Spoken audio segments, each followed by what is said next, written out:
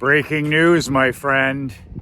Creepy Joe Biden is about to be announced as the new head coach of the Los Angeles Lakers. Michael McLean, brassballsvideos.com. If you would like a free copy of my brand new book, 5 Ways to Unfuck Your Life in the Next Month, just write badass in the comments below and I will send the link over to you. Just badass in the comment below. I'll send you a free digital copy. If you're like me and you need to get your shit together from time to time, this is the book to help you do exactly that. I am an ex-professional hockey coach, ex-amateur championship hockey coach, turned 5-figure entrepreneur. I just drove that Sea-Doo jet ski from the boat launch 5 miles up the lake, and then I followed that up by driving our 22-foot pontoon boat for the summer from that same boat launch 4 miles up the lake. Summer is officially started at Audie Lake. So I shot a video last week making fun of the Los Angeles Lakers and actually challenging Dan Hurley to see whether he was in fact actually a drunken Irish fool, if he would even touch that job with the Lakers with a 10-foot pole. And I'm happy to report, because I'm a Dan Hurley fan, I think that Hurley is an outstanding coach. I think he's an outstanding recruiter. I think he's an outstanding badass world builder.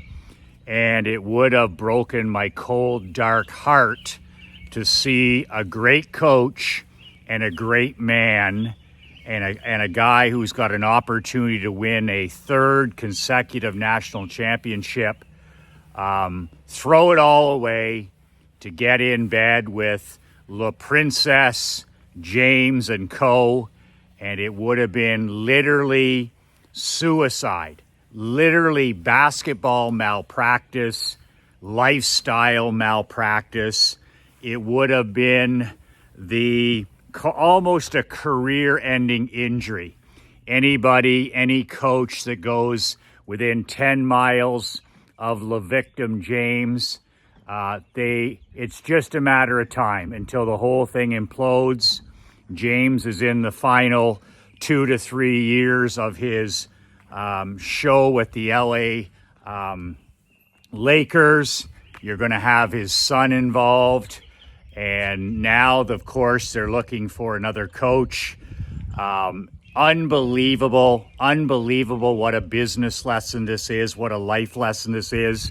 As I mentioned last time, my dad always says, he said, if the second generation of a business doesn't fuck it up, then the third makes sure that they fuck it up.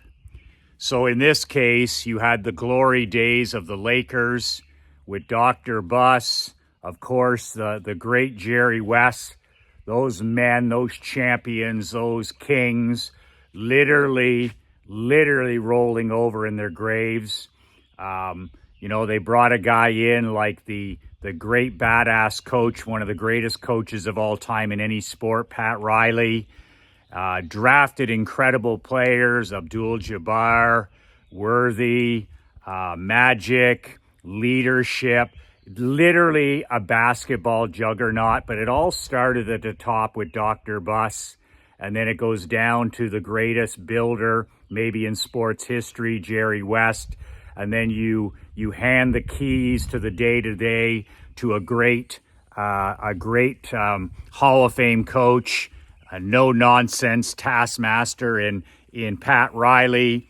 You let your scouts scout. You draft the right players, you develop your own players, and you give yourself a chance, an opportunity to win championships. So the direct opposite, of course, has happened. The second generation under Jenny Buss She doesn't know her ass from page 12. Her brothers are asshats and clowns. And the whole thing is the laughing stock of professional sports. Literally the perfect situation for La La Land, for Holly Weird, a strange place to begin with. But just look at what's happened in the last week with that dumpster fire of a franchise. First of all, you do the ultimate bad karma thing and you hijack the NBA Finals. So instead of the focus being last week on game one of the NBA Finals, and those are two teams, it's their turn in the spotlight. They've earned it. It's Dallas and it's Boston. It's their opportunity, whether you're a fan or not. It's their opportunity. Every team, every franchise, every owner, and the commissioner always makes, this a priority. Nothing, and I mean nothing, takes the spotlight off of the finals, especially game one. The NHL is the same, the NFL. They don't want any rumors. They don't want any hirings. They don't want any potential future trades. They don't want anything or anybody taking the shine off of the finals. It's this way in the NHL. It's a gentleman's agreement. It's a gentleman's agreement in baseball with the World Series. It's usually a gentleman's agreement with the NBA, usually a gentleman's agreement with the NFL, and so on and so forth. But oh, no. The entitled, the selfish, the laughingstock Lakers take the entire shine off of game one of the NBA Finals. And just think about back in the days of Dr. Buss and, of course, with Jerry West running the show, this would have never happened. So instead of the focus on all the talk shows and all the media being on these two teams in the final that deserve to be there, the entire focus was on a long shot, Hail Mary, potential hire of UConn coach Dan Hurley. He hadn't even been interviewed. The day before, the focus was on LeBron's fanboy, Redick, coming in to potentially coach. That's one thing. But then the Lakers take it to an all-new level by then leaking it, of course, that Dan Hurley will be coming to Los Angeles on the Friday and sitting down with Jenny Buss and whoever her hangers-on. And they're talking about bringing the most important coach in college basketball, the best in the business, Dan Hurley, and potentially signing him to a long-term contract to take over the Los Angeles Lakers. And I'm no Adam Silver fan. I can't stand that guy. I think he's destroyed, along with LaQueen, I think he's destroyed the NBA. There's a reason that the first two games in the finals have been some of the lowest viewership ratings since the pandemic. It's almost unwatchable. It's almost unwatchable. And then all the entitlement and all the bitching and whining and complaining that comes from the players and even the coaches. A lot of people, unless you're a hardcore fan, and a lot of people are hardcore fans, but unless you're a hardcore fan, it's easy for the casual fan to just turn off pro basketball. There's never been a better time for women's basketball to grow. There's never been a better time for college sports. There's never been a better time for the National Hockey League, because the casual fan is tired of the LaQueen. They're tired of that type of billionaire, multimillionaire athlete. They're tired of the preaching. They're tired of the virtue signaling. They're tired of the social justice warrior mentality. They just want to sit down and escape and watch a game. And with the NBA, it's almost impossible. You're being told that you're the problem. You're being told, be anti-American and meanwhile, these guys are making their fortunes in the greatest country in the world. But the Los Angeles Lakers are the clown show of all clown shows.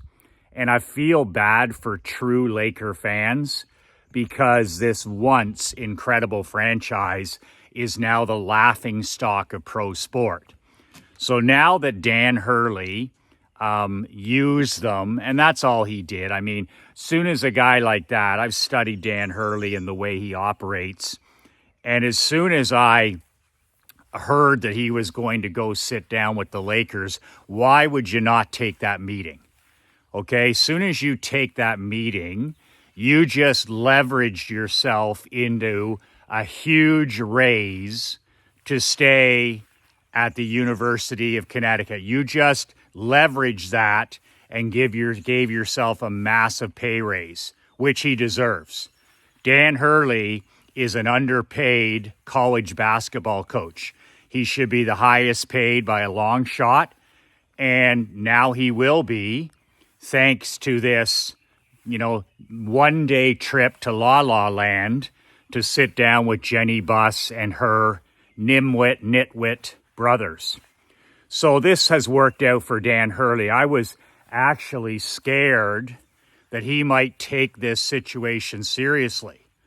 And the only way that a guy like him would have ever taken this seriously is if it was a total clean house situation where LeBron was detached, he was gone, and his son, that actually it was going to be a situation where they came in and they cleared house and they literally were serious about rebuilding this once magnificent franchise into the juggernaut and dynasty it once was.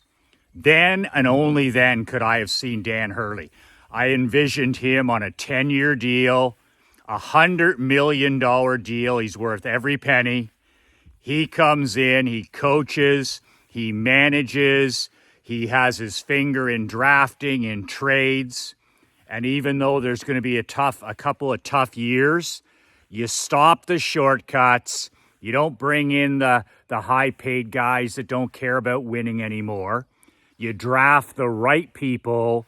You develop them over a handful of years, and you're a competitor after probably 3 years. You build it the right way. You build it the way Belichick built the Patriots. You build it the way these, Saban built Alabama, where you have a few handful of lean years as you clean house. You get rid of all the losers in the franchise. You get rid of all the losers, whether they're receptionists, physiotherapists, whether they're sports psychologists, whether they're players, whether they're second teamers, does not matter. You give it the old Jimmy Johnson in Dallas, and you take 2 years and you get rid of all the losers. And there's no way that any coach with any credibility would have ever taken a job to coach the totally uncoachable LeBron James. It's never been done. He refuses to be coached, especially by a strong male coach. There's no chance. So I was happy to see that Hurley use this as a way to leverage an even better deal for himself. And that'll benefit UConn. They're always going to be a contender as long as he's there. So the Lakers embarrassed themselves, by the way. They embarrassed themselves by actually lowballing the most valuable coach available today.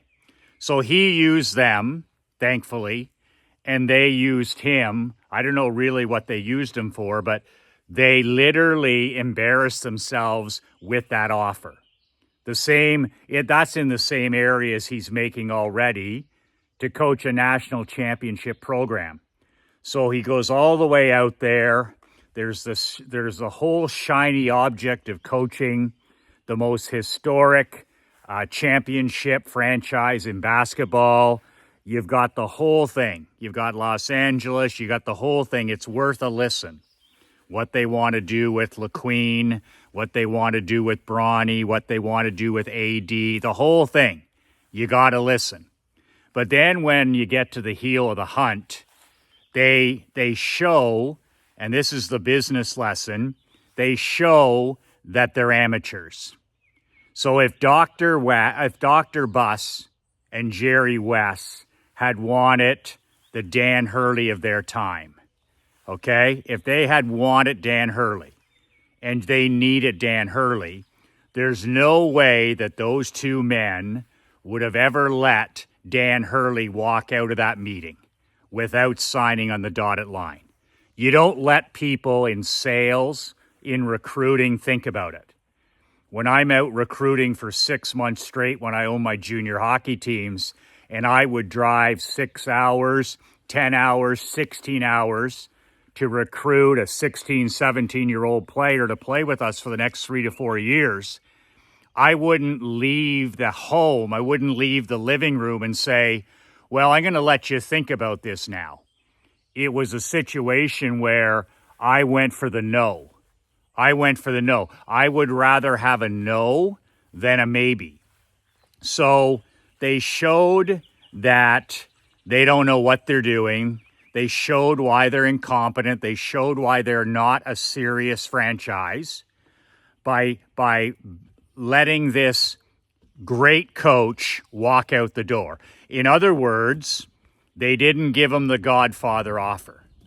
So what's the Godfather offer? The Godfather offer is the offer that I use with all my books, all my newsletters, all my coaching programs. And I call it the Godfather offer because the Godfather offer from the movie The Godfather is make an offer so great that people cannot take you up on the offer. That's the Godfather offer in a snapshot. Give them an offer they cannot refuse. In fact, give a person an offer that's so incredibly valuable, so incredibly magnetic that they feel stupid not taking it. That's the secret to sales at any level, is making an offer so strong and so magnetic that people feel silly just saying no to it. Well, Jenny Buss couldn't close a window, and her brothers couldn't market or promote their way out of a bathroom, and the rest of those clowns that walk around there, they couldn't organize a one-car parade. So the greatest college basketball coach right now, a proven winner, a proven champion, went out there and walked out the door without a Godfather offer in his hands. And I mean, you can get that deal done, even with LeBron James attached. But I mean, you offer him $100 million as just a number to rebuild them over the next 10 years. And there's a deal that's getting done in that room before he leaves. But of course, they're not a serious franchise. They're not a serious business. They're not serious people. And all this was for nothing. And you pissed off every other team in the NBA for stealing the limelight. You upset the commissioner. Not that I would care about upsetting that guy. But it just goes to show you the lack of respect, the lack of self-awareness losing businesses have. Just because this is a basketball team, it's no different than your small business. It's no different than my business. One of the biggest weaknesses we have as men and as CEOs and founders and owners and entrepreneurs is lack of self-awareness. Now, teams like the Lakers take it to the next level, right? They think they're a title contender. They think they're the greatest franchise. They think that they're doing it the right way. And we can be guilty of this as well, hopefully at a lesser level. But self-awareness is one of the biggest blind spots for most people and most businesses. And that's the concept of Napoleon Hill in Think and Grow Rich, where accurate thinking. the principle and discipline of accurate thinking. If Jenny Buss had used the principle of accurate thinking, then she would look at this through, okay, let's look at LeBron James as he really is. Let's look at his son, Bron, as he really is. Let's look at Anthony Davis as he really is. Let's look at our scouting department as they really are. Let's look at, and you just go through the entire thing with no rose-colored glasses, no fantasy sold as reality, and you grade everybody like a Jimmy Johnson or a Bill Parcells would do, and then you now have the truth on your side. There's no progress without the truth. In basketball, in marketing, insurance, in real estate, in car sales, in medicine, there's no progress without the truth. So accurate thinking gives you the truth. But I'm telling you, I'm surprised that, they don't have Joe Rogan up for this job as head coach, because Joe Rogan is the greatest podcaster on earth now. Like, he could bump Redick. You don't have to know anything about basketball. I mean, JJ Redick drew up a few plays on YouTube. He's proven that he's got thin skin. He's proven that he's a fanboy of La Princess, and he's never coached. And then he thinks he's going to step into one of the most demanding jobs on planet Earth. It's an absolute insult to anybody that's coached, to anybody that's been around the game. They might as well ask Joe Rogan if he'd be interested now that Dan Hurley's gone. Or better yet, there's a whole bunch of other. Brene Brown has a podcast. She's a queen of podcasts. So they could make the ultimate progressive decision and bring in the first female coach in NBA history by naming, if Joe Rogan doesn't take the job, then Brene Brown. And you just go down the list of coaches and candidates that, like Redick and like whoever they hire, are just an insult to the sport. And it's all about, of course, they're not coaching anyways, right? I mean, you're in a huddle and your top player is not even in the huddle. That kind of stuff. I mean, you're coaching athletes that are completely uncoachable. You're the king of the team, so to speak. Winning is no longer number one. It's not like you're coaching a prickly Tiger Woods or a prickly Michael Jordan or a prickly Jerry Rice or a prickly, Tom Brady. And you deal with it because they're proven winners and all they want to do is win more. No.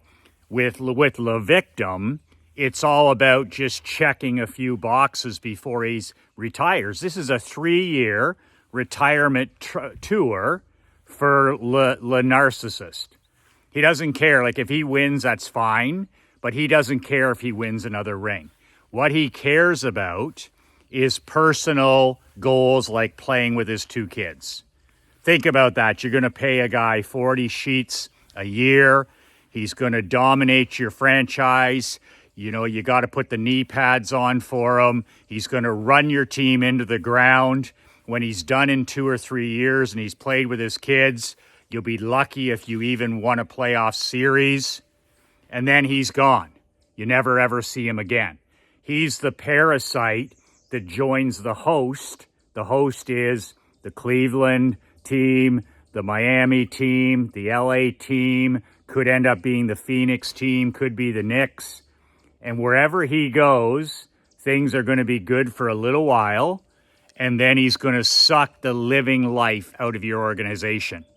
Do you have some people like that in your business? I don't see a basketball team as any different than running a chiropractic clinic or a dentist office or a real estate company or a retail store or a construction company. If you have parasites, if you have time vampires, if you have energy vampires, then you actually have a LeBron James in your organization. And with any cancer, the only the only brass balls thing a person can do is actually cut that cancer out. Swift sword that person out of your organization. It's the only chance you have. So it should be interesting to see what happens in La La Land over the next few weeks. Where do they go now in terms of who do they hire? If they had any courage and they were thinking of getting rid of LeBron, I think those days are over, even if they existed. I think that they'll re-sign that guy for 2 or 3 years. They'll draft his son, and then they're literally going to talk to one of these coaches that's been around for a long, long time. They've got a little bit of experience. They'll sign them to a 3-year deal, whatever it is. It's all LeBron. It's all his son. It's about ticking those boxes, checking those boxes. It's not about winning. And the poor Laker fans, the poor Los Angeles Laker fans, are going to wake up in 2 or 3 years and realize that they're worse off than ever before. They're literally starting again. They've burned through draft choices. They've burned through overpriced free agents. And in the end, they'll have the victim standing there, blaming the team, blaming the coaches, blaming the fans, blaming the city, blaming everything and anybody but himself and his kids. And once again, I don't blame a guy like James at all. If somebody's willing to pay you, to put on the knee pads for you, to literally sell out for you, how can you blame anybody? This all falls at Jenny Buss's feet. And it's the same with when I own McLean Insurance. I'm solely responsible for everything that happens with McLean Insurance. Like Jimmy Johnson said, I want all the blame and I want all the credit. All the wins are mine and all the losses are mine. And it's the same when I own my barber shop. If my barber shop is losing, I'm 100% accountable for our record. I'm for our profit, for our loss, for our employees. Same with this badass Brotherhood consulting business. I'm fully responsible for all of this. And it's nobody else's fault but mine. It's not Marc Andre's. It's not an employee's. It's not a vendor's. It's not my wife's. It's not yours. I am 100% accountable for everything that happens in my life. And that's an example. Like I can pretty much guarantee you, when it comes to losing businesses like the LA Lakers, they don't have that accurate thinking, and they don't have that accountability, and they don't have that self-responsibility. This time next year, it'll be somebody else's fault. The next year, it'll be somebody else's fault.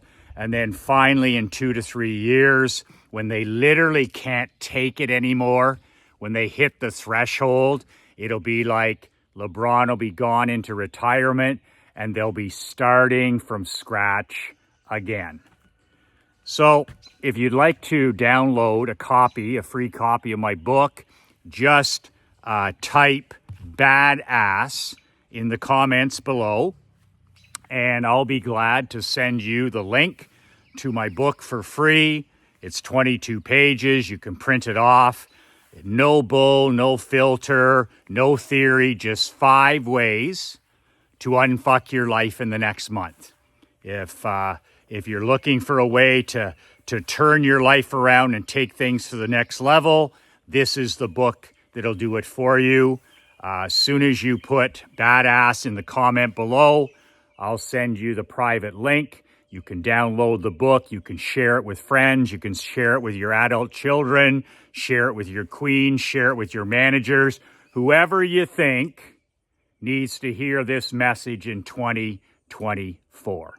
So, Joe Biden, creepy Joe Biden from the Biden crime family, if he doesn't sneak his way into the White House this coming November as the commander-in-chief, as the leader of the free world, I think Creepy Joe should throw his name in the ring with Jenny Buss.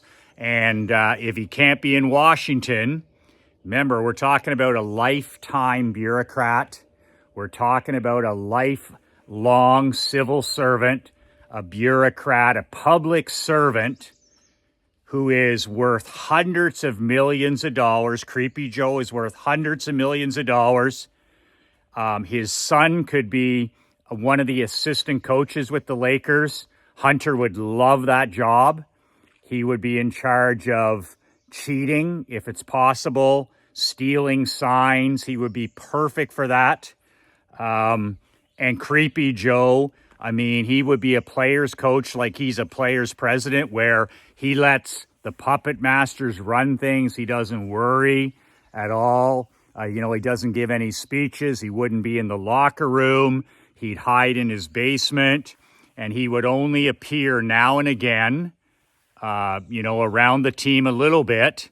And you sign Creepy Joe to a 5-year deal, fire him after year 2, and then, maybe he could take another run at the White House after four more years. But if I'm Creepy Joe and I want to get my ducks in order, and I want to know what I'm doing late this year, I'm either going to be the most powerful man in the world. I'm going to be the commander-in-chief of the most powerful country in the world, or I'm going to put my name in the hat to be head coach of the Los Angeles Lakers. And there's a lot of pride to be taken, because not everybody can beat out, JJ Redick and Joe Rogan and Howard Stern. It's not easy. Even some of those sideline celebrities in Lakerland, like Jack Nicholson, I mean, cardboard cutout on the sideline. They got to throw his name in the ring too. And LeBron, because he's uncoachable, this is perfect.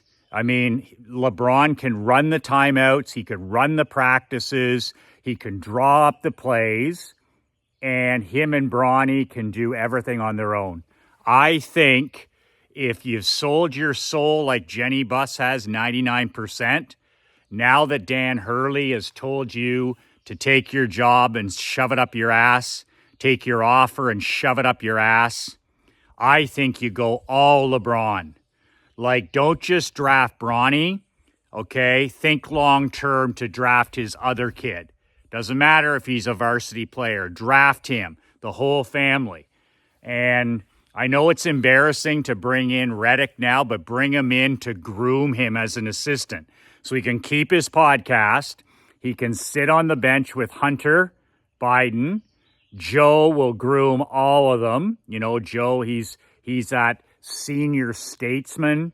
He's that guy that everybody looks up to, career politician, career civil servant, career bureaucrat who's worth hundreds of millions, even though he only made, a modest political salary.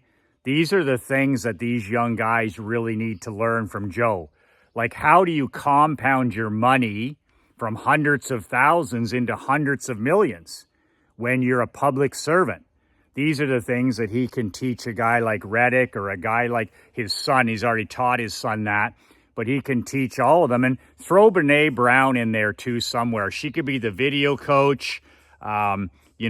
You're not going to get Tony Robbins because he works with real teams, but maybe Brene Brown can work psychologically. That's right.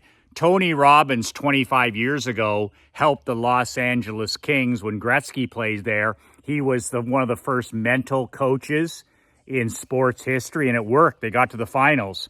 So Robbins has too much credibility to work with the Lakers. So bring in Brene Brown. She's female, and she's a podcaster, and she can come in with her clear as kind, and she can be the mental psychology coach, clear as kind coach for all the players, for Bronny, for his dad, for his brother, and the cast of characters that'll be running the Lakers. I wish I was completely joking about this, but we'll see. And it'll be entertaining no matter what. Comment badass below. I'll send you the link to my brand new book, 2 words that changed my life, 2 words that can change yours. Be relentless.